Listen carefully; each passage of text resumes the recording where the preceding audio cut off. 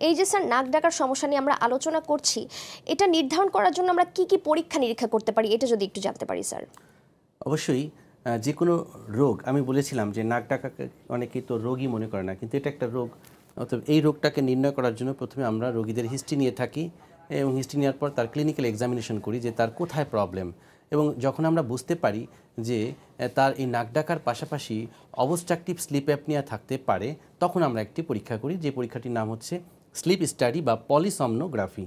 হ্যাঁ, অর্থাৎ শুধু নাক ডাকা একটা সমস্যা, আবার নাক ডাকার মধ্যে যদি কারো দম নিতে কষ্ট হয়, হঠাৎ ঘুম ভেঙে গেল, শ্বাস আটকে গেল, ওই কন্ডিশনটির নাম হচ্ছে অবস্ট্রাকটিভ স্লিপ অ্যাপনিয়া। অবস্ট্রাকশন মানে হচ্ছে বাধা, স্লিপ মানে ঘুম, অ্যাপনিয়া মানে হচ্ছে শ্বাস বন্ধ হয়ে যাওয়া, তাই না? তো যাদের ঘুমের মধ্যে শ্বাস বন্ধ হয়ে যায় সেই রোগটাকে আমরা বলছি অবস্ট্রাকটিভ স্লিপ অ্যাপনিয়া।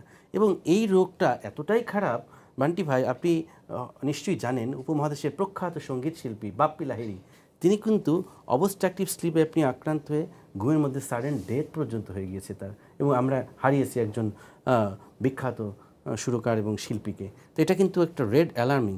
আমি একটু দেখাতে চাই, কারণ না দেখালে কিন্তু হবে না বান্টি ভাই। তো এই জন্য আমি ভিউয়ার্সদের জন্য আমার একটি ভিডিও নিয়ে এসেছি যে নাক ডাকা পরীক্ষা করার জন্য বা ঘুমের মধ্যে শ্বাসকষ্ট হয়, অবস্ট্রাকটিভ স্লিপ অ্যাপনিয়া নির্ণয় করার জন্য পলিসনমোগ্রাফি পরীক্ষাটা কিভাবে করা হয় সেটা একটু ভিডিও চিত্র থেকে দেখে আসি।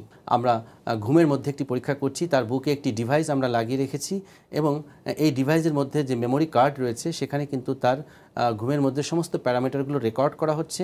এবং এখানে স্পেশালি আমরা দেখে থাকি সে কতবার নাক ডাকছেন, অর্থাৎ স্নোরিং ইভেন্টটা কত, এবং ঘুমের মধ্যে তার অক্সিজেন স্যাচুরেশনটা কেমন সেটা আমরা একটু দেখছি। পাশাপাশি তার হার্ট রেট, তার পালস রেট, তার অ্যাপনিয়া হাইপোপনিয়া ইন্ডেক্স, এই জিনিসগুলো কিন্তু রেকর্ড করা হচ্ছে। এবং এই রেকর্ডিংটা দেখে একটা অ্যানালিটিক ডেটা তৈরি হচ্ছে এবং সেই ডেটার থেকে আমরা আলটিমেটলি নির্ণয় করতে পারছি যে সে অবস্ট্রাকটিভ স্লিপ অ্যাপনিয়ার কোন পর্যায়ে রয়েছে, সেটা কি মাইল্ড, মডারেট, সিভিয়ার না ভেরি সিভিয়ার।